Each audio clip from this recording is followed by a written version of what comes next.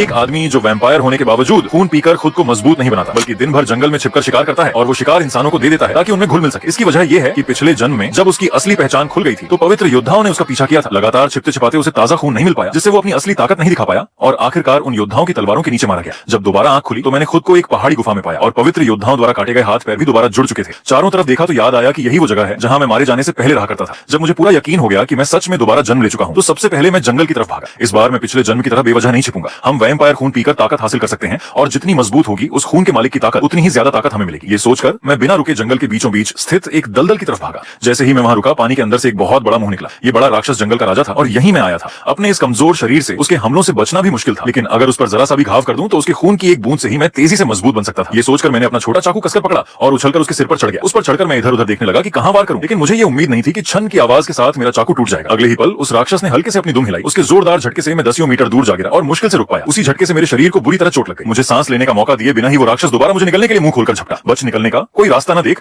मैं उसके मुंह में फंस गया और वो मुझे इधर उधर हिलाने लगा। आखिरकार उसने मेरे ऊपरी शरीर को जोर से दबोचा और मुझे दलदल की गहराई में खींच ले गया ताकि आराम से खा सके। लेकिन भला मैं भगवान द्वारा दिए इस मौके को कैसे जाने देता, इसलिए अपनी पूरी बची खुची ताकत लगाकर मैंने उस राक्षस की जीभ को जोर से काटा और उसका खून जमकर पीने लगा। और फिर जैसे ही दर्द से बेहोश होकर उसने अपना मुंह खोला, मैं उसके मुंह के अंदर और अंदर उसकी जीभ के नरम हिस्से की तरफ घुसने लगा। उसका खून लगातार मेरे शरीर में घुस रहा था और मेरा पहले से सूखा सा शरीर धीरे धीरे भरने लगा, यहाँ तक कि सिर पर फिर से घने काले बाल भी उगाए। थोड़ी ताकत आने पर मैं और अंदर घुसा और फिर मुझे एक लाल रंग की चमकती हुई मणि दिखी। मैंने तुरंत पहचान लिया कि ये इस भटकने वाले राक्षस की मणि है। ऐसे राक्षस जो राक्षस लोक में न रहकर नेचर में घूमते रहते हैं उन्हें भटकने वाला कहा जाता है। मैजिक के माहौल में भी न रहते हुए उनमें से बहुत कम के शरीर में ऐसी मणि पैदा होती है। ये चीज कभी कभी कुछ बेहतरीन रत्नों से भी ज्यादा कीमती होती है। ये सोचकर मैंने सीधे उसे पकड़कर पूरा चूर चूर कर दिया। फिर उसके बाद मैंने इस जंगल के राजा को अपने ही हाथों से अंदर से फाड़कर 108 टुकड़े कर दिए। उसके टुकड़े गिरने के साथ ही मैं धीरे धीरे दलदल से बाहर निकला। पता चला कि जंगल के राजा का खून पीते समय मैंने उसकी मणि भी अपने अंदर शामिल कर ली थी। इस भटकने वाले राक्षस की मणि में बहुत बड़ी मात्रा में मैजिक पावर थी। अब मैं खुद को पहले से कहीं ज्यादा ताकतवर महसूस कर रहा था। सबसे अहम बात यह थी कि मुझे उस मणि से एक नई क्षमता मिल गई थी। इसे यूज करते ही काले रंग के टुकड़े मेरी त्वचा को ढक लेते थे। इस तरह शायद मैं धूप में भी निकल सकता था। पिछली बार जब पवित्र योद्धा मुझे पकड़ने जंगल में आए थे तभी उन्हें ये जंगल का राजा मिल गया था और मैंने उनकी लड़ाई के बीच में ही मौका पाकर इसका थोड़ा सा खून पी लिया था, तभी बच निकल पाया था। हालांकि अब मैं पिछले जन्म से कहीं ज्यादा ताकतवर हूं, लेकिन ये ताकत अभी भी उन पवित्र योद्धाओं का सामना करने के लिए काफी नहीं है। और उस डायल रिच नाम के योद्धा में कुछ ऐसी खूबी थी कि मैं चाहे कहीं भी छिप जाता वो मुझे ढूंढ ही लेता। इसलिए मुझे टाइम रहते और ताकतवर बनना ही होगा। लेकिन जैसे ही मैं वहां से जाने लगा पीछे से एक आवाज आई। पलटकर देखा तो एक परी जैसा प्राणी था। उसने कहा कि ये झील उसका मिलियन का इलाका है। फिर उसने बहुत सारी अटपटी सी बातें की। उसे लगा कि मैं उसे देख या सुन नहीं सकता, क्योंकि दुनिया में सिर्फ कुछ ही खास लोग होते हैं जो परियों को महसूस कर सकते हैं। लेकिन बात करते करते उसे एहसास हुआ कि मैं उसे घूर रहा हूं। जब उसे पता चला कि मैं उसे देख सकता हूं तो वो तुरंत घुटनों के बल गिर गया और बताने लगा कि वो एक जल परी है। वो कहने लगा कि असल में वो इस इलाके का मालिक था, लेकिन 15 साल पहले उस भटकने वाले राक्षस ने उसका इलाका छीन लिया और उसे गुलाम बना लिया। अब मेरी वजह से उस मगरमच्छ के मरने पर वो आजाद हो गया। उसकी बातें करते हुए मैंने देखा कि मेरे शरीर पर बना एक टैटू धीरे धीरे मिट रहा था। मुझे नहीं पता कि मैं वैम्पायर कब से बना हूं, बस याद है कि जब से होश है तब से ये टैटू मेरे शरीर पर है। पिछले जन्म में सिर्फ बचे रहने की फिक्र में मैंने इन टैटू पर ध्यान ही नहीं दिया था। अब मुझे लगता है कि ये शायद कोई निशान या मैजिक हो सकते हैं और आज किसी वजह से एक निशान हल्का हो गया। ये सोचकर मैंने कपड़े पहने और मिलियन से कहा कि अब मैं जा रहा हूं। वो यहीं रहकर इस जंगल की रखवाली करे। मेरे जाने की बात सुनकर उसका मूड खराब हो गया, क्योंकि परियों को देखने वाले लोग बहुत कम होते हैं और उसे सालों से कोई बात करने वाला नहीं मिला था। इसलिए उसने कहा कि मैं उसे अपने साथ ले चलूं। उसने कहा कि वो जल परी है और बहुत अच्छा पानी पैदा कर सकता है। इतना कहकर वो जोर जोर से उल्टी करने लगा और मुंह से पानी उगलने लगा। मुझे ये देखकर थोड़ी घिन आई और मैंने उसे दूर हटने को कहा और जंगल से बाहर निकलने लगा। ये देख वो पीछे पीछे भागा और बोलने लगा कि अगर जल्दी से ज्यादा पानी चाहिए तो उगलने के अलावा भी उसके पास और तरीके हैं। सीन बदलता है और कुछ दिनों बाद ब्रॉडवेन गांव में पहुंचता है। एक रात एक युवक बहुत जल्दी सरपंच के कमरे में भागा और उसे बाहर आकर देखने को कहा कि लाल आंखों वाला राक्षस आया है। थोड़ी देर में गांव के दरवाजे पर बहुत सारे लोग इकट्ठा हो गए। उन्होंने जमीन पर रखे बहुत सारे शिकार को देखा और सब हैरान रह गए। वो लाल बालों वाला आदमी सरपंच से पूछ रहा था कि इस बार शिकार पहले से कहीं ज्यादा है। पहले वो लाल आंखों वाला राक्षस सिर्फ पूर्णिमा के दिन आकर शिकार फेंकता था। सरपंच ने तारीख गिनकर कहा कि अभी तो पूर्णिमा में बहुत दिन बाकी है। पिछले 10 सालों से मैं गांव के पास ही रह रहा था और कभी कोई नुकसान नहीं पहुंचाया था, बल्कि पूर्णिमा की रात को गांव के दरवाजे पर कुछ शिकार रख देता था। 10 साल से भी ज्यादा समय पहले जब मैं पहली बार सामने आया था तो लोग बहुत डर गए थे, लेकिन जब उन्होंने देखा कि मैं टैक्स भरने की तरह टाइम पर शिकार देता हूं तो धीरे धीरे किसी को कोई परेशानी नहीं हुई। इस दिन मैं टाइम से पहले पहुंचा और पहले से कई गुना ज्यादा शिकार देकर उनसे पूछा कि क्या मैं कुछ दिन गांव में रह सकता हूं। ये सुनकर सरपंच ने पहले तो बहुत दिनों बाद कहकर हालचाल पूछी,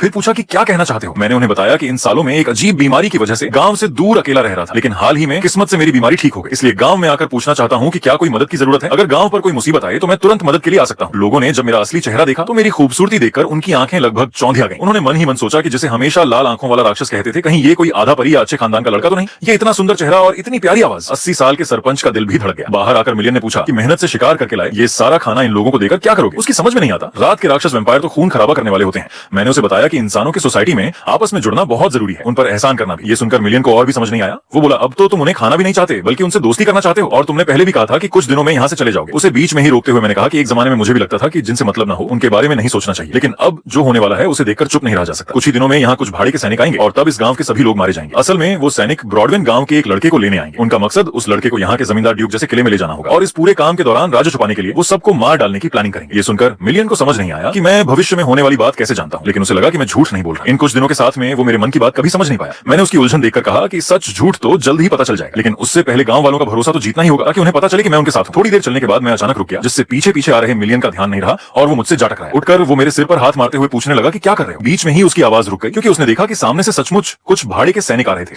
उन सैनिकों ने मुझे देखा तो आपस में बात करने लगे कि ये शायद गांव से आ रहा है। वो चुपके से गांव में घुसना चाहते थे, किसी को पता न चले। उनके लीडर ने एक हाथ में कुल्हाड़ी वाले को हुक्म दिया कि जल्दी से निपटा दें, कोई चीख पुकार ना हो। हुक्म पाते ही वो अपनी बड़ी कुल्हाड़ी लेकर मेरी तरफ दौड़ा। ये देख मिलियन ने घबराकर पूछा कि अब क्या करेंगे। उसके सवाल का जवाब देने से पहले ही वो मेरे सामने आ गया और जोर से वार किया, लेकिन मैंने हल्के से हाथ हिलाया और उसका सिर धड़ से अलग कर दिया। ये देख बाकी सैनिकों की धड़कनें बढ़ गईं। मिलियन भी डर गया और मैंने काले टुकड़ों से ढका अपना हाथ वापस खींच लिया। साथ ही मेरी आंखों की पुतलियां भी काली हो गईं। सैनिकों ने देखा तो समझ गए कि ये कोई वैम्पायर है। उनमें से एक ने तीर कमान निकालते हुए सबको हिम्मत दिलाई कि डरो मत, अगर ये वैम्पायर पकड़कर चर्च को सौंप दिया तो बहुत सारा इनाम मिलेगा। उसकी बात पूरी होने से पहले ही मैं बड़े कदमों से उसके सामने जा पहुंचा और उसकी तलवार पकड़ ली। साथ ही दूसरा हाथ उसके चेहरे की तरफ बढ़ गया। जैसे ही मैंने उस आदमी की जान ली, उसके साथ ही पीछे से आकर मुझ पर टूट पड़े। हवा की सरसराहट सुनकर बिना पीछे मुड़े मैंने अभी ली गई तलवार उठाई और सीधा पीछे वाले की कमर में भोंक दी। बाकी सैनिक के करतब देखकर डर के मारे आगे बढ़ने की हिम्मत नहीं जुटा पा रहे थे। सिर्फ एक बहुत हट्टा कट्टा गंजा आदमी अपना 100 किलो का गोला फेंक हथियार घुमाता हुआ मेरी तरफ दौड़ा। मैंने बचने की कोशिश नहीं की, बस हाथ बढ़ाकर उसे रोक दिया। गंजे को अच्छी तरह पता था कि उसका यह हथियार कम से कम 100 किलो का है और उसने पूरी ताकत से घुमाया था तो कम से कम 200 किलो का दबाव बन रहा होगा। लेकिन उसके आश्चर्य की सीमा न रही जब उसने देखा कि मैं, जो उसे बोनी सा लग रहा था, ने ये सैकड़ों किलो का वार सहजता से रोक लिया। उसके हैरान रह जाने का फायदा उठाकर मैंने उसकी भी जान ले ली।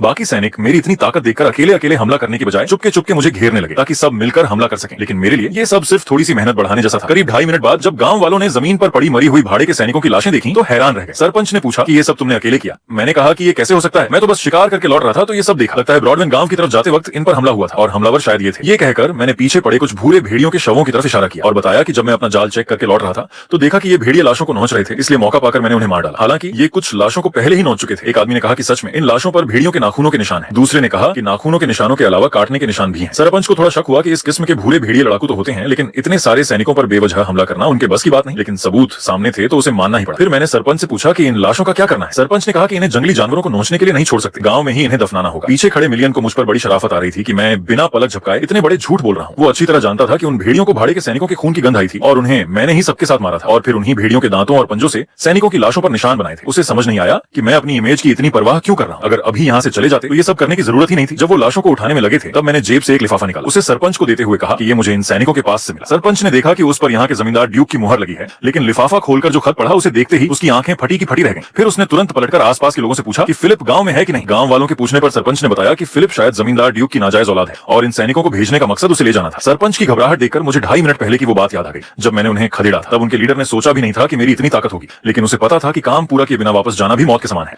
मजबूर होकर उसने फिर से हमले का हुक्म दे दिया। उन सैनिकों को भी इसकी कीमत पता थी, इसलिए मजबूरन उन्हें फिर से मेरे सामने आना पड़ा। जब मैं उनमें से ज्यादातर को खत्म कर चुका था तभी उनका लीडर पीछे से आकर मुझ पर टूट पड़ा, लेकिन मेरे पास तक पहुंचने से पहले ही मैंने उसके पेट में ऐसी लात मारी कि वो दूर एक पेड़ से जा टकराया। जमीन पर पड़ा पड़ा उसने हांफते हुए पूछा कि क्या मैं यहीं उनका इंतजार कर रहा था और हमला क्यों किया। मैं उसके पास गया और पूछा कि आखिर उस गांव में जाने का क्या मकसद था। उसे पता भी है कि वो गांव मेरा है। ये सुनते ही वो तुरंत माफी मांगने लगा कि उसे नहीं पता था कि ये गांव वैम्पायर साहब के अंडर है। फिर बताया कि उन्हें पता चला था कि उस गांव में जमींदार की नाजायज संतान छिपी है और उनका मकसद उसे पकड़ कर ले जाना था। उसकी बात सुनकर मैंने कहा कि तुमने तो झूठा बहाना बहुत अच्छा बनाया है, लेकिन सिर्फ एक नाजायज बच्चे के लिए इतने सारे आदमियों की जरूरत नहीं होती। असल में तो पूरे गांव का सफाया करना चाहते थे ना। अपनी असल नियत पकड़े जाने पर वो घबराकर बोला कि बिल्कुल नहीं, सबको नहीं, और बताया कि वो असल में ड्यूक फैमिली के नहीं बल्कि फैमिली की असली संतानों स्टामिरा और बेल्ट ने उन्हें काम पर रखा था। इतने सारे आदमी इसलिए लाए थे कि उस नाजायज बच्चे को पकड़ते समय कोई अड़चन ना आए। बेल्ट का नाम सुनते ही मेरे दिमाग में एक नाम कौंध गया। लगता है इस बार की साजिश के पीछे वही है। उस आदमी ने पिछले जन्म में वैम्पायर पीछा करने वाली टुकड़ी के लीडर से मिलकर मुझे लगातार परेशान किया था, लेकिन बेल्ट जैसा योद्धा सीधे गांव वालों के कत्ल का हुक्म नहीं दे सकता। जरूर इन भाड़े के सैनिकों ने अपने लालच में ऐसा किया होगा, लेकिन इसी उनकी हरकत ने पवित्र योद्धाओं का ध्यान खींच लिया था। उन्होंने बड़े पैमाने पर तलाश शुरू कर दी थी और उसी में मैं पकड़ा गया था और मारा गया था। ये सब याद करके जब मैं मुड़ा तो उसे याद दिलाया कि वापस जाते समय जंगल के जानवरों से सावधान रहे।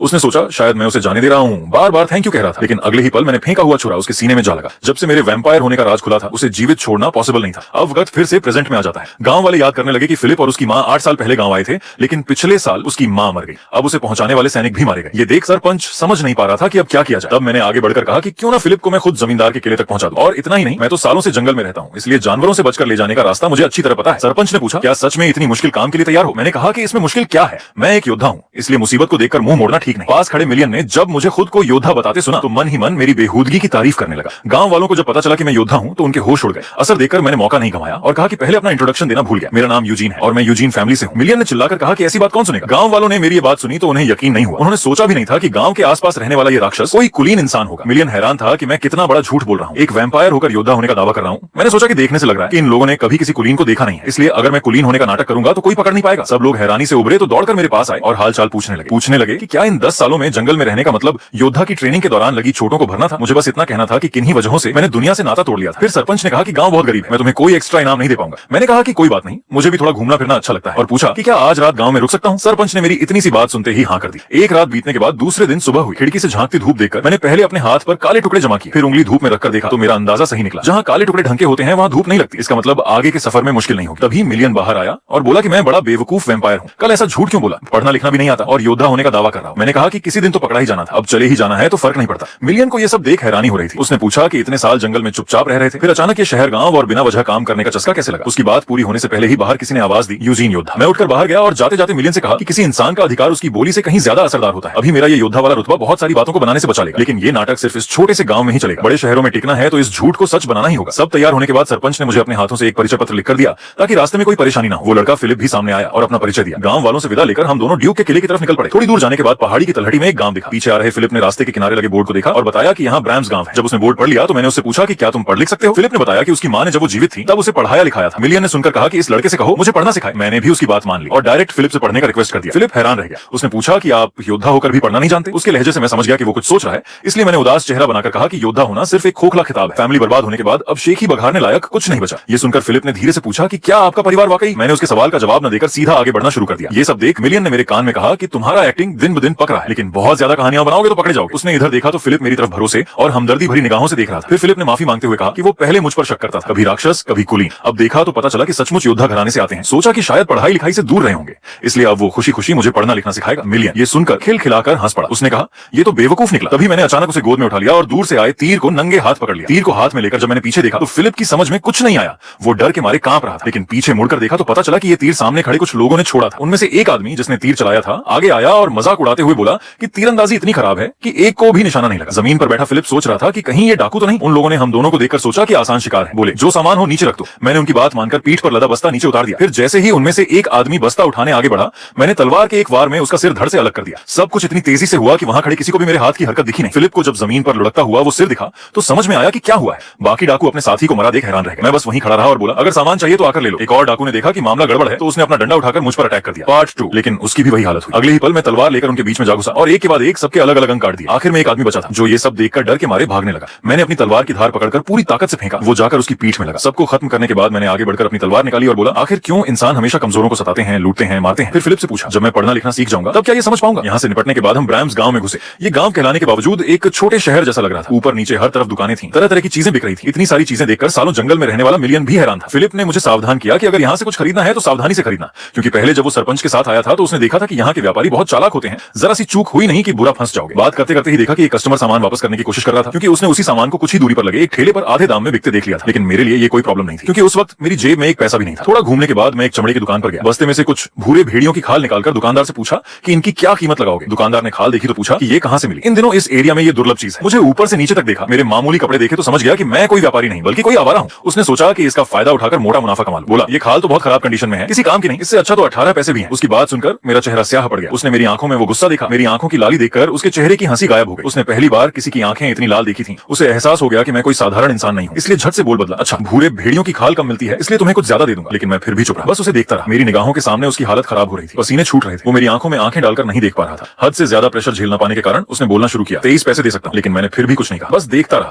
उसने सोचा कि शायद ये और भी ज्यादा चाहता है तो उसने कीमत बढ़ाकर 25 कर दी। लेकिन मैं अब भी चुप था। वो और घबरा गया और आगे बोला 28। अब तो पास खड़ा फिलिप भी मेरी इस हरकत को देखकर हैरान था, लेकिन मैं चुप्पी साधे उसे देखता रहा। आखिरकार दुकानदार की हिम्मत जवाब दे गई और उसने दांत पीस कर कहा 30 पैसे। तब जाकर मैंने मुंह खोला। पक्का शाम हो गई थी। हम शहर के बाहर जंगल के एक खुले मैदान में आग जलाकर बैठे थे। आग की रोशनी में मैं पढ़ना सीख रहा था, लेकिन ये अक्षर मुझे कीड़े मकोड़ों जैसे लग रहे थे। फिलिप से कुछ बेसिक बातें सीख ली थी, लेकिन खुद से कोई लेख पढ़ने लायक अभी बहुत दूर था। इस बार मार्केट में न सिर्फ उन खालों के अच्छे दाम मिले बल्कि कुछ अच्छे कपड़े भी खरीद लिए। बिल्कुल वैसा नहीं था जैसा फिलिप कह रहा था कि यहाँ सब धोखेबाज है। उस वक्त मैं दुकानदार के सामने खड़ा था। उसे समझ नहीं आ रहा था कि क्या बोले, लेकिन वो दुकानदार मेरी खामोशी देखकर डर गया और अपने आप कीमत बढ़ाता चला गया। मिलियन कह रहा था कि और ज्यादा पैसे लेकर और अच्छे कपड़े खरीदने चाहिए थे। मैंने कहा कि मुझे ज्यादा शौक नहीं, बस धूप से बच सकूं, बस इतना काफी है। मिलियन बोला उसकी समझ में वैम्पायर जनरली कुलीनों में सबसे कुलीन होते हैं, जो चांद की रोशनी वाले बड़े किलों में महंगे कपड़े पहनकर शराब की तरह ताजा खून का मजा लेते हैं। उसकी बात सुनकर मैंने पूछा तुम तो हमेशा जंगल में ही रहे, बाहर की दुनिया के बारे में इतना सब कैसे जानते हो? उसने बताया कि वो पहले किसी और लोक में रहता था। कभी कभी दुनिया के नामी लोग मरकर वहां आते थे, तब उनसे ये सब सुना था। फिर बोला मैं वैम्पायर हूं, जब तक चांदी का हथियार न लगे या दाम न लगे कम से कम 200 साल जी सकता हूं, इसलिए कुछ सीखना पड़ना चाहिए। उसकी बात सुनकर मैंने पूछा तो तुम्हें पढ़ना लिखना आता है? मिलियन ने साफ मना कर दिया। मैंने फिर पूछा पानी बनाने के अलावा कुछ और भी कर सकते हो? तभी पीछे से फिलिप आया और पूछा कि क्या मैं किसी से बात कर रहा था? मैंने कहा कहा, मुझे कभी कभी खुद से बातें करने की आदत है। फिलिप ने झोले से फिर से कुछ मुड़े तोड़े कागज निकाले और कहा, रात अभी लंबी है, जितने शब्द सीखना चाहो सीख सकते हो। कुछ और घंटे बीतने के बाद मैं बहुत सारे शब्द पढ़ने लगा था, इसलिए फिलिप से पूछा, क्या अक्षर सीखना इतना आसान होता है? फिलिप ने कहा, नहीं, मुझे इतना सीखने में कई महीने लग गए थे। कुछ लोगों को तो साल भर लग जाते हैं इतना सीखने में। उसकी तारीफ सुनकर मैंने फिर पूछा, कुलीन लोग पढ़ने लिखने के अलावा और भी बहुत कुछ सीखते हैं। मेरा मकसद था कि ये जमींदार की नाजायज संतान मुझे कुछ और भी सिखा दे, लेकिन उसने कहा कि उसकी मां ने उसे इसके अलावा कुछ नहीं सिखाया। फिर उसने डरते डरते पूछा कि क्या ड्यूक उसका स्वागत करेंगे। तभी दूर से घोड़ों की टापों की आवाज आई। थोड़ी देर में कुछ लोग आए और हमसे बात करने लगे। उनके सरदार ने कहा, उन्हें रात हो गई, अभी तक डेरा डालने की जगह नहीं मिली, क्या हमारे पास कुछ देर रुक सकते हैं? असल में उनके आने से पहले ही मैंने उनके घोड़ों की आवाज सुन ली थी। पास आने पर देखा कि इनके पास अच्छे हथियार और कवच है। लगता है ये उन आवारा सैनिकों की तरह नहीं है, असली सैनिक लगते हैं। मेरी चुप्पी देखकर उस आदमी ने फिर पूछा, कहां जाना है? मुझे पता था कि इन असली सैनिकों के सामने छोटे मोटे झूठ बोलना खतरनाक हो सकता है, इसलिए सच बता दिया कि हम ड्यूक के किले जा रहे हैं। ये सुनकर वो बोला कि वो भी ड्यूक के किले ही जा रहे हैं, क्या हम साथ चल सकते हैं? बदले में खाने का इंतजाम कर देंगे। तभी एक गोरे बालों वाला नौजवान आगे बढ़ा और कहा, पाटेक सरदार, इनसे इतनी विनती करने की क्या जरूरत है? और फिर मुझसे बदतमीजी से बोला, बस साथ चलना है, कोई बड़ी बात नहीं। उसके बदतमीज लहजे से मेरा चेहरा उतर गया। पास खड़े पाटेक ने मुस्कुराते हुए उस गोरे बालों वाले को पीछे धकेला और बोला, ये लाबान अभी अभी हमारे ग्रुप में शामिल हुआ है, अभी तौर तरीके नहीं सीखा, माफ करना। फिर हम दोनों तरफ से अपना अपना परिचय दिया। जब लाबान ने सुना कि मैं योद्धा हूं तो उछल पड़ा और मजाक उड़ाने लगा। बोला, तुम में योद्धा जैसी कौन सी शक्ल है? न कवच है न घोड़ा, और खुद को योद्धा कहते हो। इतना ही नहीं, सामने आकर मेरी छाती पर उंगली रखते हुए बोला, मैंने तो कभी यूजीन फैमिली का नाम भी नहीं सुना, जरूर नकली हो। उसकी बातों के दौरान ही मैं अंदर ही अंदर उनकी ताकत का अंदाजा लगा रहा था। मैं फिलिप से योद्धा होने की बात कह चुका था, अब इसे झूठा साबित नहीं होने दे सकता। ये सैनिक हमारे पास किसी वजह से आए हैं, ये जरूर है। मेरा योद्धा होना उनके लिए मायने नहीं रखता, लेकिन इतनी जिद करना अलग बात है। सामने देखा तो उनकी संख्या ज्यादा नहीं थी। अगर मैं अटैक करूं तो एक साथ सबको खत्म कर सकता हूं। ये सोचकर मैंने अपनी कमर से थोड़ा सा तलवार निकाली। बस अटैक होते होते रह गया था कि पाटेक ने समय रहते लाबान को पकड़ लिया। अगले ही पल उसने जोरदार तमाचा मारा। लाबान की आंखों के सामने अंधेरा छा गया और वो पीछे एक पेड़ से जा टकराया। फिर पाटेक अपने साथियों के हैरानी भरी निगाहों के बीच झुककर मुझसे माफी मांगने लगा। इतना करने पर मैंने भी पीछा नहीं छोड़ा और उनसे कहा कि डेरा डालने के लिए कोई उचित जगह ढूंढ ले। साथ ही मुझे एहसास हो गया कि आगे भी ऐसी सिचुएशन आ सकती है। मुझे जल्द से जल्द एक असली योद्धा बनना होगा। आधी रात के बाद मैं और फिलिप आग के पास पढ़ाई कर रहे थे। दूसरी तरफ लाबान कई घंटे सोया रहा। जब उठा तो चौंक कर उछल पड़ा और पूछा, मुझे क्या हो गया था? पाटेक ने उसे जगा तक नहीं था, जागते ही उसे गालियां देना शुरू कर दी। कितना बेवकूफ है, एक योद्धा से बदतमीजी करता है। मेरी वजह से तेरी जान बची है, आज पूरा दल तेरी वजह से मरते मरते बचा। बोलते बोलते गुस्सा और बढ़ गया और उसने लाबान के सिर पर घूंसा मार दिया। लाबान ने सिर पकड़ते हुए कहा, उस आदमी के कपड़े भी ऐसे वैसे, कमर पर लटकी तलवार भी पुरानी सी, डरने की क्या बात है? पाटेक बोला, तेरी समझ में कुछ नहीं आता। उस योद्धा ने जो लंबा चोगा पहना है वो कितने पैसे का है पता है? असली चमड़े से बना है, उस पर किनारी भी लगी है। ऐसा चोगा कम से कम 10 पैसे से कम में नहीं मिलेगा। और देख, वो बैठा बैठा लगातार कागज पढ़ रहा है, मतलब वो कोई साधारण आदमी नहीं है। और जब उसने तलवार निकालने की कोशिश की, अगर वो निकाल लेता तो शायद हम सब मर जाते। अच्छी किस्मत से मैं और तू ही बच सकते थे। लाबान ने हैरान होकर पूछा, सरदार आपको ये सब कैसे पता चला? पाटेक ने आंखें सिकोड़ते हुए कहा, जब तू बदतमीजी से बोल रहा था उस वक्त उस योद्धा ने अपना दायां हाथ अपने चोगे के अंदर डाला और बायां पैर थोड़ा पीछे खींच लिया। ये एक छोटी सी हरकत थी, लेकिन इससे पता चल गया कि वो अपना बैलेंस बना रहा था और तलवार के वार करने की तैयारी कर रहा था। अगर मैंने उससे पहले तुझे नहीं रोका होता तो तेरा सिर इन कंधों पर नहीं होता। लाबान बोला, अगर वो योद्धा तलवार ही निकाल लेता तो आप उसे रोक नहीं सकते थे। पाटेक बोला, योद्धा कितने खतरनाक होते हैं तू सोच भी नहीं सकता। ये लोग जन्म से ही लकड़ी की तलवार लेकर प्रैक्टिस शुरू कर देते हैं और जीवन भर सिर्फ मारने की कला सीखते हैं। फिर वो तरह तरह की खतरनाक जगहों पर जाकर प्रैक्टिस करते हैं, मौत से भी नहीं डरते। उसके बाद युद्ध के मैदान में जाते हैं और ढेरों कारनामे करते हैं। जिनके हाथों में खून की कमी ना हो वे कुलीनों की नजरों में आते हैं और आखिर में असली योद्धा बनते हैं। और अगर कोई योद्धा होने का झूठा दावा करता है तो ये बहुत बड़ा क्राइम है। और अगर कोई ऐसा करता है तो समझ लो कि वो साधारण आदमी नहीं है। या तो उसे अपनी तलवारबाजी पर बहुत भरोसा है, नहीं तो वो योद्धा बनने की हिम्मत ही नहीं करेगा। जो लोग जिंदगी भर तलवार चलाते हैं उनमें से कितने असली योद्धा बन पाते हैं? वो आदमी अभी करीब 20-25 साल का होगा। इस उम्र में खुद को योद्धा बताने का मतलब है कि उसके अंदर काफी दम होगा। ये सब सुनकर लाबान के पसीने छूट गए। उसने पूछा, तो आपके मुताबिक वो योद्धा आपसे भी ज्यादा ताकतवर है? पाटेक बोला, शायद। और उसने कहा था कि वो भी ड्यूक के किले जा रहा है। शायद वहां हाल ही में खुले उस दरवाजे के बारे में सुनकर उसमें हाथ आजमाने जा रहा है। यहाँ मैं वैम्पायर हूँ, इसलिए मेरे कान बहुत तेज हैं। उनकी सारी बातचीत में सुन रहा था। तब मुझे पता चला कि योद्धा होने का दर्जा कितना बड़ा होता। लगता है उस लाबान के अलावा बाकी सब असली किराए के सिपाही हैं। डेविन खानदान के पास ऐसे सिपाही होते हुए उन्होंने उस गांव के लिए उस बेकार आदमी को क्यों किराए पर लिया? या फिर वो अपने सैनिक ही क्यों नहीं भेज सकते थे? ये बात मुझे अजीब लगी। मैं उठा और टीम लीडर की तरफ बढ़ने लगा। लाबान ये देखकर डर गया और झट से उठकर पटेक से पूछने लगा कि अब क्या होगा, कहीं वो उससे तो नहीं उलझने आ रहा। लेकिन जब मैं उनके सामने पहुंचा तो मैंने उसकी उस हरकत का जिक्र नहीं किया, बल्कि उनसे पूछा कि अगर वो भी डेविन किले की तरफ ही जा रहे हैं तो साथ में क्यों ना चले। जब मैंने अपना मास्क उतारा और उन्होंने मेरा वो खूबसूरत चेहरा देखा तो सबकी आंखें चौंधिया गई। लाबान ने हाँ कर दी, लेकिन मन ही मन सोचा, बाप रे, ये लड़का कितना खूबसूरत है। अगले दिन सीन मार्टेला नाम के एक दोहरे अधिकार वाले शहर में पहुंचता है। इस दौरान मैंने उन सिपाहियों का भरोसा जीत लिया ताकि रास्ते में मैं उनसे काम की जानकारियां जुटा सकूं। तभी मेरे बगल में एक चमक दिखी और उसमें से मिरियन निकला। उसने बताया कि वो मेरे कहे अनुसार उन सिपाहियों की बातचीत सुनकर आया है। मैंने पूछा कि कोई काम की खबर मिली। तब मिरियन से पता चला कि डेविन स्वामी की तबीयत बहुत खराब है, कभी भी प्राण निकल सकते हैं। और ये भी कि डेविन एरिया में एक नया गुप्त नगर डंगन मिला है। अगर वो उस गुप्त नगर पर कब्जा कर लें तो बहुत बड़ा इनाम मिलेगा। लेकिन डेविन घराने के पास अभी न तो पैसा है और न ही सैनिक, इसलिए वो अकेले उस पर हमला नहीं कर सकते। ये बताकर मिरियन ने पूछा कि उस फिलिप का क्या करना है? अगर डेविन मर गया तो वो फिर से अनाथ हो जाएगा। मैंने कहा, ये मेरा काम नहीं है। ये सुनकर मिरियन बोला कि बेचारा लड़का, अगर वो ऐसे ही वापस गया तो उसके सौतेले भाई उसे जीते जी मार डालेंगे। मैंने पीछे मुड़कर फिलिप को देखा। मैंने सोचा शायद डेविन ने उसे इसलिए बुलाया है कि मरने से पहले अपने इस बेटे से एक बार मिल ले। हो सकता है जब से हमने साथ चलना शुरू किया उसकी और मेरी किस्मत दोनों किसी न किसी रूप में बदल जाए। थोड़ी और दूर चलने के बाद हम आखिरकार डेविन स्वामी के किले गुलाब किला रोज कैसल पर पहुंच गए। उस शानदार इमारत को देखकर मैंने कहा कि ये मेरी कल्पना से कहीं बड़ा है। मिरियन ने मेरे सिर पर हाथ रखते हुए कहा कि मैं भी कोशिश करूं और ऐसे ही महल में रहूं। रास्ते भर फिलिप मुझे देखता रहा और सोचता रहा कि मुझे खुद से बातें करने की बीमारी कितनी बुरी है। जैसे ही हम शहर में दाखिल होने वाले थे एक आदमी ने हमें रोक लिया और कहा कि सामान की चेकिंग करवाओ। पटेक ने कहा कि हम पेलिंग व्यापारी संघ से किराए पर आए सिपाही हैं और पूछा कि आप कौन हैं। उस आदमी ने बताया कि वो डेविन का वारिस कमाला है और पूछा कि क्या गाड़ी के पीछे यही उनका माल है। माल की लिस्ट मिलाने के बाद सिपाही उसे उतारने लगे। इसी बीच कमाला ने देखा कि मैं खड़ा हूं और कुछ नहीं कर रहा, तो वो मेरे पास आया और पूछा कि मैं कौन हूं और काम क्यों नहीं कर रहा। मैंने अपना परिचय यूजिन नाइट बताया। इससे पहले कि मैं फिलिप का परिचय देता दूर से आदमियों की एक और टोली आती दिखी। आगे चल रहे आदमी ने जोर से कमाला भैया कहकर आवाज लगाई और पूछा कि ये क्या कर रहे हो। उस आदमी को देखते ही कमाला के चेहरे पर गुस्सा छा गया और मैं उस आवाज को सुनते ही चौंक गया। वो आवाज मैं कभी नहीं भूल सकता। वो आदमी पास आता हुआ बोला कि बाहरी लोगों की जांच करना सुरक्षा बल का काम है। भैया तुम इसे हमेशा कैसे भूल जाते हो? ये आवाज मैं अच्छी तरह पहचानता हूँ, मैं इसे जीवन भर नहीं भूल सकता। समारोह के दौरान मुझे सबसे पहले पहचानने वाला यही पिशाच शिकारी दल का मुखिया था। बाद में इसी ने मुझ पर झूठे आरोप लगाकर मुझे प्रताड़ित करते हुए मार डाला था। ये आदमी डेविन खानदान का दूसरा बेटा और सीधे अधीनस्थ नाइट था, बेल्ट। उसकी बात का जवाब देते हुए कमाला ने कहा कि मैं जो भी करूं उसकी रिपोर्ट तुझे देने की कोई जरूरत नहीं है, जैसे तू ही वारिस हो ऐसा लगता है। बेल्ट ने कहा कि उसका ऐसा मतलब नहीं था। जब दोनों आमने सामने थे मैं आगे बढ़ा और एक लिफाफा देते हुए बोला कि ये ब्रॉडविन गांव के मुखिया की चिट्ठी है। ब्रॉडविन का नाम सुनते ही बेल्ट ने झट से चिट्ठी लेने के लिए हाथ बढ़ाया, लेकिन जैसे ही उसका हाथ पास आया मैंने अपना हाथ खींच लिया और वो चिट्ठी अपने पीछे खड़े कमाला को थमा दी। इस हरकत ने बेल्ट को हैरान कर दिया और उसने एक अजीब नजर से मुझे देखा। फिर जैसे ही कमाला ने चिट्ठी पढ़ी वो चौंक कर बोला, ये कैसे हो सकता है? उसमें लिखा था कि किराए के सिपाहियों पर भेड़ियों ने हमला करके सबको खत्म कर दिया और ये नाइट जिस बच्चे को लाया है वो पिताजी का नाजायज बेटा है। फिलिप भी तुरंत आगे आया और झुककर अपना परिचय दिया। इस नए भाई से मिलकर कमाला मुस्कुराया और बोला कि पिताजी तुम्हारा इंतजार कर रहे हैं। लेकिन दूसरी तरफ बेल्ट के चेहरे पर सन्नाटा छा गया था। उसने आखिर में हुक्म दिया कि पहले फिलिप को नहलाकर साफ कपड़े पहना दो। ये कहकर वो बिना पीछे देखे वहां से चला गया। तभी मैंने अचानक एक कदम बढ़ाकर उसे रोका और कहा कि मैं पहले अपने इनाम के बारे में बात करना चाहता हूं, इसलिए मुझे डेविन स्वामी से मिलना है। ये सुनते ही बेल्ट ने साफ मना कर दिया। उसने कहा कि स्वामी की तबीयत ठीक नहीं है, वो किसी से नहीं मिल सकते। मेरा इनाम सोने के सिक्कों में दे दिया जाएगा, इसलिए मैं वापस जा सकता हूं।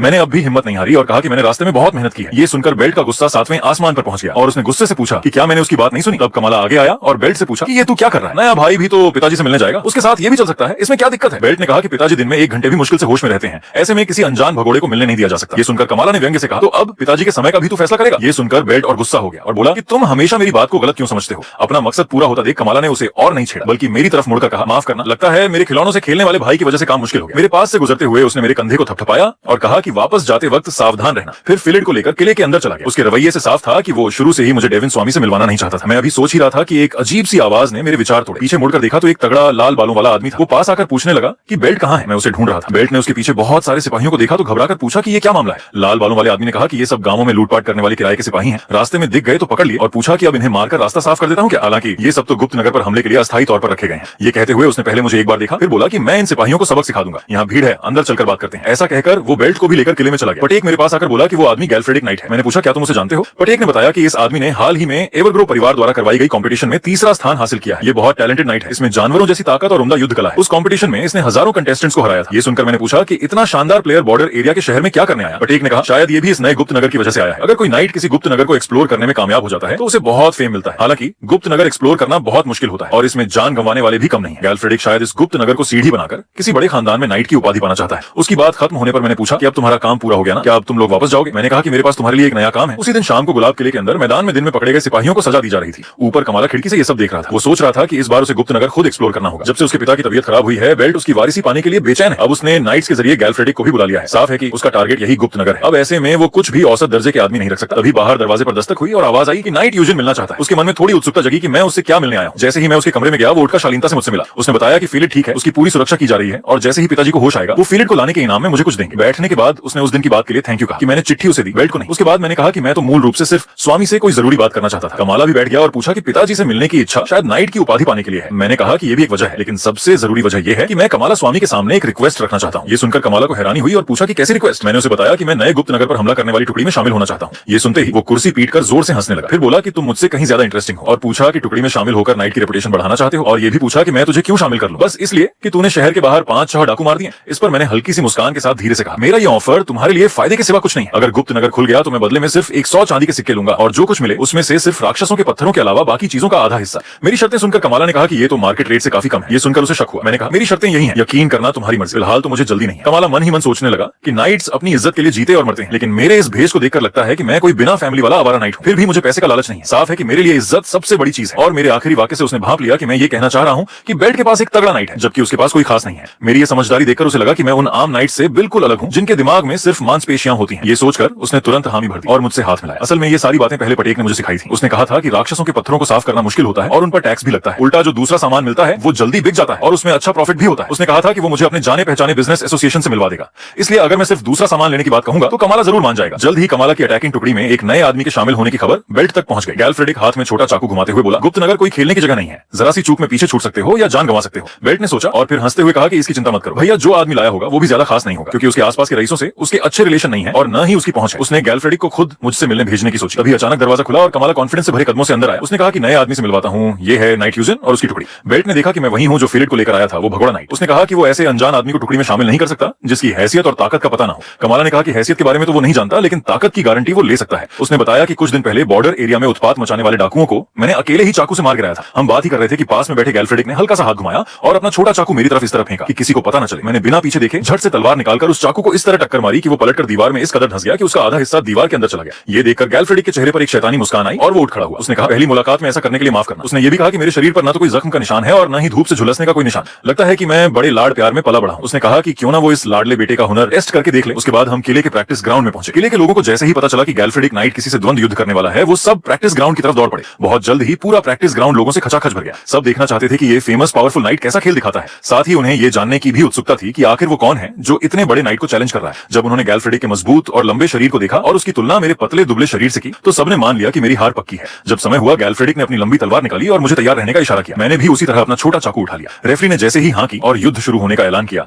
हम दोनों एक दूसरे पर टूट पड़े। थोड़ी देर तक हाथापाई चलती रही। फिर हमने तलवारें घुमाकर एक दूसरे को पीछे धकेल दिया। गैल्फ्रेडिक पीछे हटते हुए मुझे उकसाने का इशारा कर रहा था। उसकी हरकत देखकर मैं ठिठका, फिर पीछे हटना रोका और तलवार उठाकर फिर से उस पर टूट पड़ा। नीचे से लाबान ये देखकर चिल्लाया, वाह, यूजिन नाइट सच में कमाल का है। गैल्फ्रेडिक को उसके सामने टिकने नहीं दे रहा। पास में खड़े पटेक ने कहा, ऐसा नहीं है, वो सिर्फ टेस्ट कर रहा है। गैल्फ्रेडिक नाइट जानबूझकर पीछे हट रहा है और उसका अंदाजा लगा रहा है। मैदान में गैल्फ्रेडिक मेरे हमलों को बड़ी आसानी से रोक रहा था। वो मेरे वार देखकर मन ही मन सोच रहा था कि मेरी तलवारबाजी उसके अनुमान से कहीं ज्यादा साधारण है। मेरा कोई फिक्स तरीका नहीं है। उसे समझ नहीं आ रहा कि मैं कौन सी स्टाइल इस्तेमाल कर रहा हूँ। कोई खास स्किल तो नहीं है, लेकिन एक अजीब सी बेलगाम एनर्जी है। कुछ और राउंड लगाने के बाद उसने कहा कि तुम बिल्कुल नाइट नहीं लगते। तुम्हारी तलवारबाजी की कोई बेस ही नहीं है। ये तुम्हारे वार से साफ पता चलता है कि तुमने कभी सही तरीके से ट्रेनिंग नहीं ली, बस अपनी काबिलियत के भरोसे तलवार घुमा रहे हो। लेकिन मैंने उसकी तरफ ध्यान नहीं दिया और बोला, बकवास कम करो। उसने कहा कि अगर तुम मुझे हरा दोगे तो मैं चुप हो जाऊंगा। इतना कहते ही उसने अपनी पूरी ताकत से मुझ पर एक वार किया। मैंने झट से अपना छोटा चाकू उठाकर बचाव किया, लेकिन अगले ही पल उसने अपना वार बदल दिया और अपनी लंबी तलवार से मेरे चाकू को जोर से दबा दिया। मेरा चाकू जैसे ही जमीन पर दब गया, उसने पलटकर अपनी पूरी ताकत से तलवार घुमाई। मैंने किसी तरह उस वार को रोका, लेकिन उसकी ताकत सच में फेमस से कम नहीं थी। एक ही वार की मार से मैं 10 कदम पीछे जा गिरा। बेल्ट ने देखा कि मैं जमीन पर गिर गया और उसे लगा कि मैं बेहोश हो गया हूं, लेकिन धूल उड़ने के बाद मैं बंदूक की गोली की तरह फिर से उस पर टूट पड़ा। इतनी जल्दी मेरे काउंटर अटैक करने से गैल्फ्रेडिक भी चौंक गया। अगले कुछ ही वार में उसने पाया कि मैं उसकी पिछली चालों की नकल कर रहा हूं। वो हैरान रह गया कि दुनिया में इतनी जल्दी सीखने की क्षमता वाला आदमी भी होता है। मैंने उसी की तरह उसकी तलवार दबाकर उसे काउंटर अटैक के लिए तैयार किया, लेकिन इससे पहले कि मैं वार करता, उसने भी अपनी तलवार निकालकर जवाबी हमला कर दिया। एक जोरदार धमाके और चिंगारियों के बीच हमारे दोनों के हथियार एक साथ टूट गए। अगले ही पल हमने टूटी हुई तलवारें फेंक दी और हाथों हाथ मल्लयुद्ध शुरू कर दिया। ये देखकर सभी हैरान रह गए, क्योंकि सब जानते थे कि गैल्फ्रेडिक न सिर्फ जन्म से ताकतवर है, बल्कि उसने हथियार चलाने में भी महारत हासिल की हुई है। और मैं तो कुछ दिन पहले ही यहाँ आया एक बेघर आदमी हूँ, इसलिए सबको पक्का यकीन था कि मैं हार जाऊंगा। लेकिन वो नहीं जानते थे कि कुछ दिन पहले तक मैं एक हड्डियों का ढांचा जैसा पिशाच था। बाद में जान जोखिम में डालकर मैंने जंगल के राजा का खून पिया था,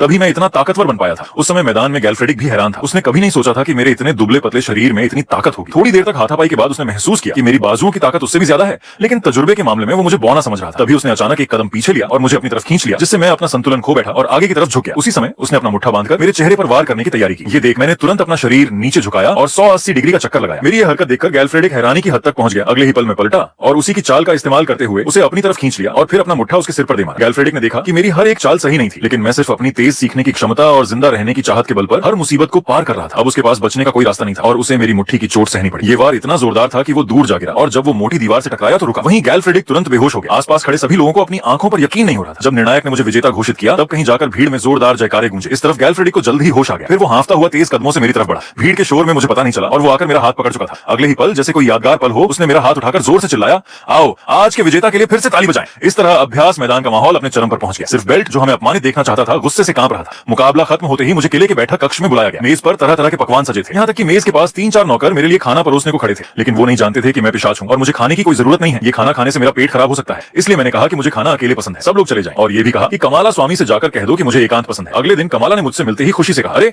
ये तो मेरे सबसे काबिल आदमी नाइट यूजिन है। कल रात मेरी जीत ने उसे बहुत खुश कर दिया था। थोड़ा आगे बढ़ने पर कल मुझ पर शक करने वाला लाबान भी झुककर नमस्ते करने आया। यहाँ तक कि कल रात मुझे ललकारने वाला गैल्फ्रेडिक भी दौड़ा दौड़ा आया और बोला कि वो मुझसे भाईचारा करना चाहता है। उस आदमी को इस बात से कोई फर्क नहीं पड़ता था कि मैं असली नाइट नहीं हूँ। उसे तो बस मुझसे फिर से अभ्यास करना था। इस घटना के बाद जो लोग मेरी हैसियत पर शक कर रहे थे, उनके सब शक दूर हो गए। तभी पीछे से किसी ने मेरा नाम पुकारा। हम सबने जब पीछे मुड़कर देखा तो सब हैरान रह गए, क्योंकि ये वही फिलिड था जिसे मैं कुछ दिन पहले यहाँ छोड़ गया था। बाद में पता चला कि बेल्ट उसे ले गया था और उसके साथ बुरा बर्ताव किया और अब वो फिलिड को उस नए गुप्त नगर पर हमला करने वाली टुकड़ी में शामिल करना चाहता है। साफ था कि वो चाहता है कि फिलिड वहीं मर जाए, ताकि वारिसी के लिए एक प्रतिद्वंद भी कम हो जाए। कुछ देर सोचने के बाद मैंने कहा कि फिलिड मेरा अनुयायी बन जाए, तभी मैं उसकी रक्षा कर सकता है। जल्द ही गुप्त नगर खोलने का दिन आ गया। इस बार हमारी अगुवाई सबसे अनुभवी नाइट गैल्फ्रेडिक कर रहा था। उसने बताया कि अनुमान है कि सबसे आम राक्षस गोब्लिन होंगे और आखिर में बड़े राक्षस जैसे ट्रोल या मकड़ी होंगे। हमारा काम आखिरी मंजिल के राक्षस तक पहुंचना है। अगर कोई बहुत खतरनाक राक्षस मिले तो तुरंत वापस लौटना है। पीछे बेल्ट के किराए के सिपाही आपस में बात कर रहे थे कि जब निचले स्तर के राक्षस खत्म हो जाएं तो वो आगे नहीं जाएंगे, क्योंकि पहली बार किसी गुप्त नगर पर हमला करना बहुत मुश्किल होता है। फायदा भले ही ज्यादा हो, लेकिन आगे जो नाइट होंगे वो पीछे वालों की सुध नहीं ले पाएंगे। तभी बेल्ट अचानक उनके पीछे से आया और पूछा कि फिलिड कहाँ है। सिपाहियों ने बताया कि सुबह वो कमाला के पास गया था। बेल्ट गुस्से से बोला, क्या उसने वो बात भूल गया जो मैंने उससे कही थी? जल्दी से अपना बस्ता लेकर अपनी जगह पर खड़ा हो जाए। बेल्ट की डांट सुनकर फिलिड डर के मारे सांस भी नहीं ले पा रहा था। जब उसने कोई जवाब नहीं दिया तो बेल्ट और पास आया और उसकी बांह पकड़कर घसीटने लगा। तभी मैंने आकर उसका हाथ पकड़ लिया और पूछा, एक ऐसे बच्चे को जिसने कभी हथियार नहीं उठाया गुप्त नगर में भेजने का ख्याल तुम्हारे दिमाग में कैसे आया? बेल्ट ने मेरा हाथ झटकते हुए कहा कि वो सिर्फ अपने भाई को अभ्यास कराना चाहता है, मैं अपनी औकात में रहूं। ये सुनकर मैंने कहा, औकात में रहने की जरूरत तुम्हें है। कल से फील्ड मेरा अनुयायी है, यहाँ मौजूद सभी इसके गवाह हैं। अब हमारा रिश्ता खून से भी गहरा है। अगर किसी ने उसे एक उंगली भी लगाई तो समझो मुझे चुनौती दी। क्या गुप्त नगर में जाने से पहले थोड़ी कसरत करना चाहोगे? ऐसा कहते हुए मैंने अपने अंगूठे से चाकू को हल्का सा धकेला, जिससे साफ आवाज आई। बेल्ट मेरी ताकत जानता था, इसलिए उसने मुझसे उलझने की हिम्मत नहीं की और शर्मिंदगी में वहां खड़ा रह गया। तभी कमाला वहां आया और बहस का माहौल खत्म करते हुए फिलिड को अपने साथ ले गया। जल्द ही सूचना मिली कि आसपास के इलाके की जांच कर ली गई है और अभी तक गुप्त नगर से कोई राक्षस बाहर नहीं निकला है। ये सुनकर गैल्फ्रेडिक ने तुरंत चलने का हुक्म दिया। इस तरह एक विशाल टुकड़ी धम-धम करते हुए इस अनजान गुप्त नगर में दाखिल हुई, लेकिन अंदर घुसते ही हम पर गोब्लिनों के झुंड ने हमला कर दिया। हालांकि गैल्फ्रेडिक सबसे आगे था और वो आसानी से मुकाबला कर रहा था, लेकिन किराए के सिपाहियों की तो चीख पुकार मच गई। जल्द ही उसने पहले से जो रणनीति बनाई थी वो बिखर गई। अच्छा हुआ कि मेरे साथ लाए सिपाहियों ने मोर्चा संभाला, जिससे गोब्लिनों का बड़ा हमला रुक गया। फिर ढाल वाले सिपाहियों ने तुरंत आगे बढ़कर टुकड़ी को सांस लेने का मौका दिया। बेल्ट के किराए के सिपाही जब हमला कम हुआ देखा तो भागने लगे, लेकिन थोड़ी ही दूर गए थे कि पीछे मुड़कर देखा तो आने वाला रास्ता गोब्लिनों ने बंद कर दिया था। वो घुटनों के बल बैठकर मौत का इंतजार करने लगे। तभी अचानक उनके पीछे से कुछ छुरे आए और उनके सामने खड़े कुछ गोब्लिनों को मार गिराया। फिर गैल्फ्रेडिक वहां आया और उन्हें बेवकूफ कहते हुए बोला कि ऐसे वक्त में सबको साथ रहना चाहिए। ये कहकर उसने उन्हें वहां से धकेल दिया और कहा कि हथियार उठाओ और लड़ो। अपनी टुकड़ी की ये हालत देखकर गैल्फ्रेडिक को बहुत चिंता हुई। उसने सोचा कि शायद जल्दबाजी में इकट्ठा किए गए इन सिपाहियों में आपसी भरोसा नहीं है, इसलिए गुप्त नगर पर कब्जा करना मुश्किल होगा। उसके ये सोचते ही एक सिपाही ने आकर बताया कि गोब्लिनों की एक और बड़ी फौज आ रही है और पीछे से भी हमला हो रहा है। वो परेशान ही था कि मैंने तलवार निकाली और कहा कि पीछे वाले गोब्लिन मैं संभाल लूंगा। गैल्फ्रेडिक ने कहा कि अकेले जाना खतरनाक है, कुछ आदमी साथ ले जाओ, लेकिन मैंने उसकी बात नहीं सुनी और पीछे की गुफा में घुस गया। अंदर कुछ देर लड़ाई की आवाजें आई, फिर अचानक कोई चीज उड़कर बाहर आई। सबने ध्यान से देखा तो वो मेरा मास्क था। गैल्फ्रेडिक अब और इंतजार नहीं कर सका और तेजी से उस गुफा में घुस गया। अंदर जाकर देखा तो रास्ते भर गोब्लिनों के कटे फटे शव पड़े थे। आखिर में गुफा के अंत में उसने मुझे सुरक्षित देखा तो चैन की सांस ली। मैं उस समय एक फूल पकड़े पटेक से पूछ रहा था, ये चीज कीमती है क्या? पटेक को हैरानी हुई कि मैं इतनी आम चीज फ्लोरोसेंट घास को भी नहीं पहचानता। गैल्फ्रेडिक का ध्यान इस बात पर था कि मैंने अकेले ही गोब्लिनों की पूरी फौज को मार गिराया था, जो शायद वो खुद भी नहीं कर पाता। इन गोब्लिनों को खत्म करने के बाद सबने आराम करने के लिए एक जगह ढूंढी। सिपाहियों ने लड़ाई के मैदान की सफाई करके राक्षसों के पत्थर इकट्ठे किए और ले आए। मैंने देखा कि इतने सारे गोब्लिन मारने के बाद भी उन्हें इतने कम पत्थर मिले और उनका रंग भी नीला था। उस समय जो जंगल का राजा मैंने मारा था उसका पत्थर न सिर्फ लाल रंग का था बल्कि उनसे कहीं बड़ा भी था। मिरियन ने बताया कि पत्थरों की गुणवत्ता राक्षसों की ताकत और आकार पर निर्भर करती है। अच्छे पत्थरों के लिए बड़े राक्षसों को मारना पड़ता है। गुप्त नगर से भटककर जंगल में आने वाले राक्षस जैसे वो जंगल का राजा बहुत कम होते हैं और इतने ताकतवर होते हैं कि उनका खून और पत्थर पीने से आदमी इतना ताकतवर बन सकता है। मिरियन की बात पूरी भी नहीं हुई थी कि दूर से राक्षसों की दहाड़ फिर सुनाई दी। गैल्फ्रेडिक ने तुरंत युद्ध के लिए तैयार होने का हुक्म दिया। उसने कहा कि वो और मैं सबसे आगे रहकर हमला करेंगे। ये सुनकर मैंने कहा कि मैं भी पहली बार गुप्त नगर में आया हूं, क्या तुम मुझे बैल समझकर हल जोतवाओगे? गैल्फ्रेडिक ने मुस्कुराते हुए कहा कि इस बार लाए गए सिपाही बहुत कमजोर हैं, इसलिए हम दोनों को ही मेहनत करनी पड़ेगी। उसने बताया कि अब हमारा सामना आधे इंसान से होगा। ये राक्षस अकेले लड़ने में बहुत माहिर होते हैं और इनकी बुद्धि भी तेज होती है। ये सारे गोब्लिन इन्हीं के इशारे पर काम कर रहे थे। अगर हम इन आधे इंसानों को खत्म कर दें तो हमारा काम पूरा हो जाएगा। इससे आगे गुप्त नगर का केंद्र है जहां बहुत डरावने बड़े राक्षस रहते हैं। गैल्फ्रेडिक की बातों से मुझे अंदाजा हो गया कि जो जंगल का राजा मैंने मारा था वो शायद बड़े राक्षसों में से एक था। उसका थोड़ा सा खून पीकर ही मैं इतना ताकतवर बन गया था। अब मुझे बड़ी उत्सुकता हो रही थी कि अगर मैं किसी और बड़े राक्षस का खून पी लूं तो क्या होगा। मैंने सामने अंधेरे से आने वाली आहटों को ध्यान से सुना और गैल्फ्रेडिक को बताया कि पैरों की आवाज से लगता है कि करीब 50 आदमी हैं, लगभग 100 मीटर दूर और सबसे पीछे 3 बड़े जानवर हैं। गैल्फ्रेडिक मुस्कुराया और एक भाला मेरी तरफ बढ़ाते हुए पूछा कि क्या मैं इसे आजमाना चाहूंगा। मैंने भाला लिया, थोड़ा पीछे झुका और जोर से उस आवाज की दिशा में फेंक दिया। 2.5 सेकंड में ही वो भाला 100 मीटर दूर जाकर एक आधे इंसान के सिर में जा लगा। दूर से उसकी चीख सुनते ही सबने अपने हथियार निकाल लिए और हमला बोल दिया। मैं सबसे आगे था। गैल्फ्रेडिक ने सिपाहियों को पीछे से साथ देने का हुक्म दिया, लेकिन इससे पहले कि वो आगे बढ़ पाते मैंने तलवार से ऐसा वार किया कि एक बड़ा सा आधा इंसान 8 टुकड़ों में बढ़ गया। अगले ही पल मैं उछलकर दूसरे आधे इंसान के सामने जा पहुंचा और एक ही वार में उसकी आंख 2 हिस्सों में काट दी। जैसे ही वो दर्द से अंधा हुआ मैंने मौका पाकर उसके सिर पर छलांग लगा दी। जब उसे पता चला कि मैं उसके सिर पर हूं तो उसने हाथ बढ़ाकर मुझे पकड़ना चाहा, लेकिन मैंने उसकी उंगलियां काट दी। उसे कोई मौका न देते हुए मैंने पलटकर अपना चाकू उसकी कनपटी में घोंप दिया। उसके शरीर से खून की फव्वारा निकला, जिसे देखकर मैं खुद को रोक नहीं सका और उसे चाट भी लिया। जब तक मैं ये सब करके नीचे उतरा तब तक वो सारे सिपाही पीछे से आ पहुंचे थे। मेरे इस अद्भुत करतब को देखकर उनके दिल दहल गए। उस दिन उन्हें पता चल गया कि नाइट क्यों ताकतवर का प्रतीक होते हैं, लेकिन फिर उन्हें कुछ अजीब लगा क्योंकि मैंने खून का स्वाद लेने के बाद अपना हाथ उस आधे इंसान के सिर में डाल दिया और जोर से खींचकर उसकी रीढ़ की हड्डी समेत उसका सिर धड़ से अलग कर दिया। ये देखकर सब रुक गए। उन्हें लगा कि मैं बिल्कुल नाइट नहीं बल्कि जंगल में सदियों से रहने वाला खून से सनी कोई जानवर हूं। एक और भीषण लड़ाई के बाद सारे सिपाही थक गए और उनमें से आधे से ज्यादा घायल हो चुके थे। गैल्फ्रेडिक ने हालात देखकर समझ लिया कि ये टुकड़ी अब आगे नहीं जा सकती। उसने मुझसे कहा कि हमारा काम पूरा हो गया है, क्यों ना सामान लेकर वापस लौट चलें। मैंने कहा कि मेरे अंदर अभी भी ऊर्जा है, अभी लौटना ठीक नहीं होगा। मैं आगे और देखना चाहता हूं, जो लौटना चाहे वो अभी लौट सकते हैं। गैल्फ्रेडिक ने बिना कुछ सोचे कहा कि फिर मैं भी तुम्हारे साथ चलूंगा। ये सुनकर सिपाहियों के तो होश उड़ गए। उस आदमी ने सिर्फ तलवार निकालने की एक आम चाल चली और पूरी सिपाही टोली हैरान रह गई क्योंकि उस एक वार ने न सिर्फ उस राक्षस को मार गिराया जिसे सैकड़ों आदमी मिलकर भी नहीं हरा सकते थे,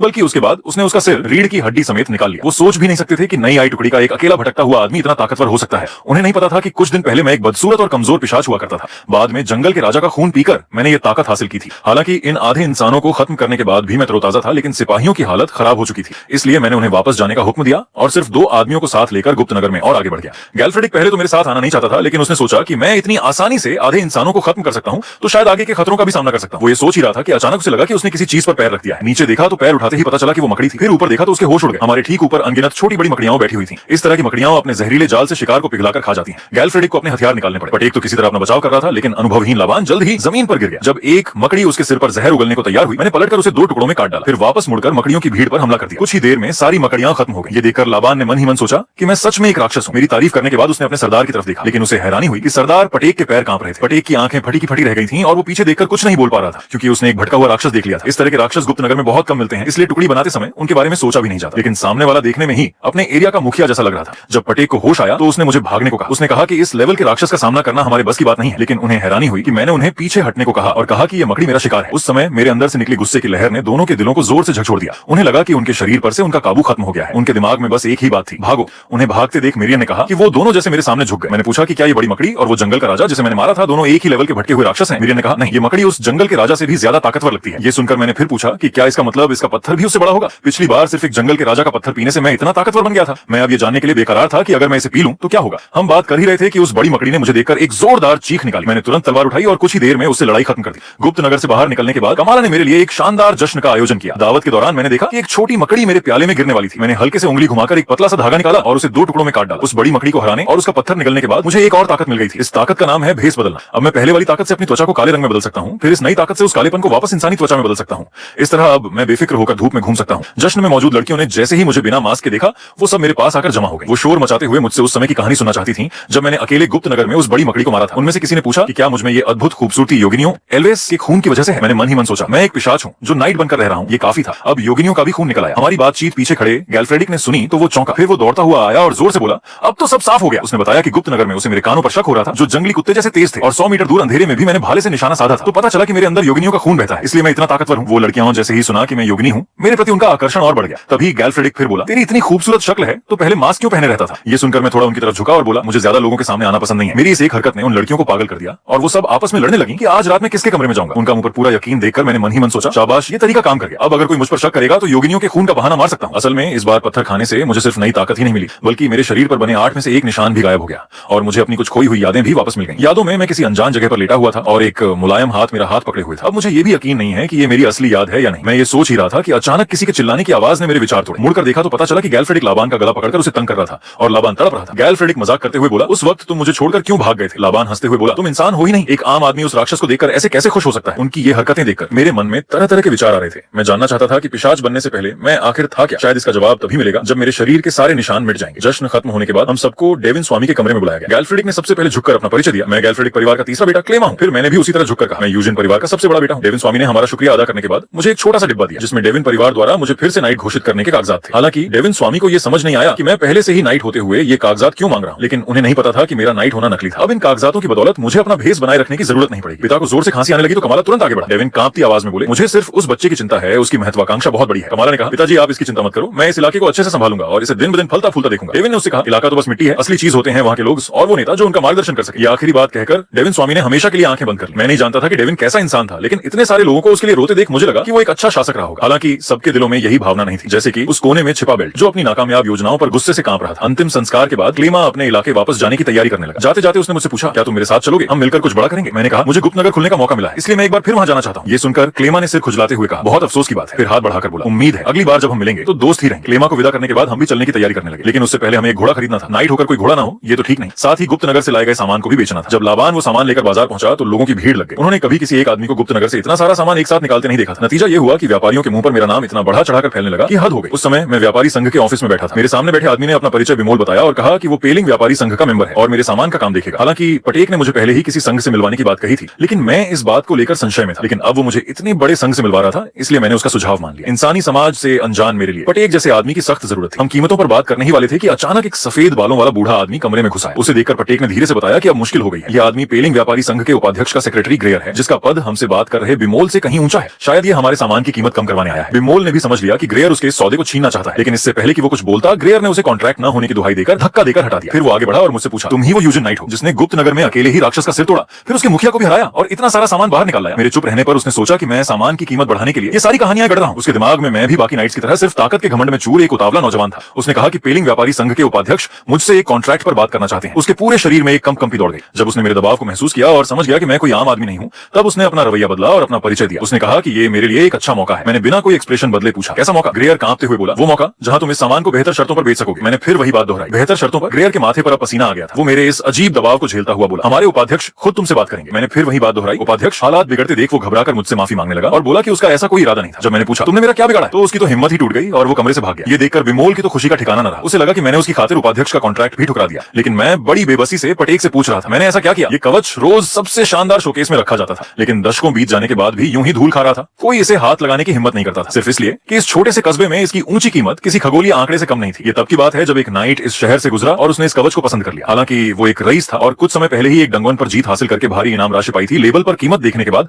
वो चुपचाप 2 कदम पीछे हट गया, क्योंकि वो खुद आधे महीने पहले तक एक बदसूरत और कमजोर पिशाच हुआ करता था। जान जोखिम में डालकर वन राजा का खून पीने के बाद ही उसने ये शक्तिशाली ताकत हासिल की थी। उसके बाद नाइट बनकर डंगवन में घुसा और वहां एक लॉर्ड लेवल के ऑगरे का भी खून पी लिया। लेकिन पिशाच होने के नाते नई दुनिया में कदम रखते ही उसने अपने पास के सारे पैसे और इनाम की राशि उड़ा दी। तभी रैन भागता हुआ आया और बोला कि शहर के बाहर बड़ी संख्या में बंजारे इकट्ठे हो रहे हैं। अच्छा हुआ कि लोकल मरन गिल्ड ने मुश्किल से उनका मुकाबला किया, नहीं तो वो शहर में घुस आते। पैट्रिक सुनते ही बोला कि हमें भी इस अभियान में हिस्सा लेना चाहिए। ये सुन मैंने हैरान होकर उसे वजह पूछी। तभी रैन ने पहले ही बता दिया कि इस तरह के अभियान डंगवन की तरह नहीं होते, इनमें कोई एंट्री फीस नहीं देनी होती और मारिन एक कैपिटलिस्ट ट्रेडिंग सिटी है। यहाँ लूट का माल मिले तो उसे सीधे बेचा जा सकता है, ढुलाई का खर्च बच जाता है। सीधे शब्दों में कहें तो पैसा कमाने का यह सुनहरा मौका है। पैसा कमाने की बात सुनते ही मैंने बिना किसी हिचकिचाहट की करवट ली और शहर के बाहर की ओर बढ़ गया। लेकिन अभी मैं कुछ ही कदम आगे बढ़ा था कि अचानक एक आदमी ने आकर हमें रोक लिया। मैंने मुड़कर देखा तो वो ग्रेन था, जो पहले मुझसे सौदा करना चाहता था। इस बार उसके आने का मकसद ये काला घोड़ा मुझे भेंट करना था। मैंने देखा कि घोड़े का कोट एकदम काला था और उसकी मांसपेशियां एकदम क्लियर नजर आ रही थी। मैं चाहे घोड़ों का एक्सपर्ट न सही, लेकिन इतना समझ गया कि ये बेहतरीन ब्रीड का घोड़ा है। पता नहीं उसका क्या मकसद था, लेकिन एक नाइट होने के नाते मुझे ऐसे ही एक अच्छे घोड़े की जरूरत थी, इसलिए मैं सीधे उस पर सवार हुआ और चलता बना। उसी समय मारिन के ईस्टर्न आउटस्कर्ट्स के जंगल में 2 हथियारबंद लोग अपने शिकार का मजा ले रहे थे। अचानक पीछे से घोड़े की तेज टापों की आवाजें सुनकर वो झटके से मुड़े, लेकिन मैंने उन्हें ज्यादा रिएक्ट करने का समय न देते हुए एक ही वार में उनके सिर काट दिए। ये देख मिरियन बोला कि लगता है मारिन गिल्ड के ज्यादातर एडवांस सैनिक मारे जा चुके हैं। मैंने कहा ये तो मेरे लिए और भी अच्छा है, क्योंकि मुझे लूट का माल बांटने की आदत नहीं। मैं कुछ देर और तेजी से बढ़ा तो एक खुली जगह पर कुछ ऑगरे नजर आए। वो उस वक्त एक सुनहरे बालों वाले नाइट पर अटैक कर रहे थे। हालांकि वो जोर जोर से चिल्ला रहा था कि शहर में घुसने से पहले